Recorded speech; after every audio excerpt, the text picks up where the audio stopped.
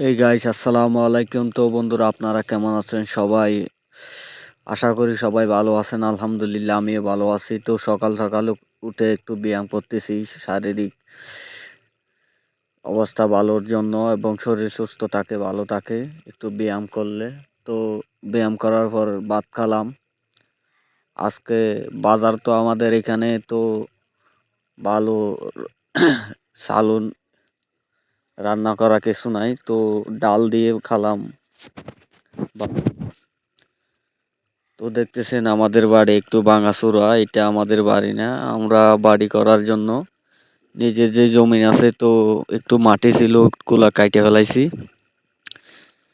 এই বাড়িতে আপাতত আছে, এটাও আমাদের। তো ইনশাল্লাহ সামনে বাড়ি বানাবো। তো ভাত খাওয়া শেষে আমি একটু পানি খাচ্ছি, পানি খাওয়ার দরকার খুব। তো ভাত খাওয়া শেষ করে আমি যাচ্ছি এখন কাজে। আমাদের এই বাজারের পাশে, তো আমাদের এটা হচ্ছে রাস্তা। দেখতেছেন চারিদিকে গাছ আর গাছ, সবুজ শ্যামলা। এটা হচ্ছে আমাদের গ্রামে অনেকেই তামক শ্বাস বলে না, তামক শ্বাস, শ্বাসের এটা একটা ক্ষেত।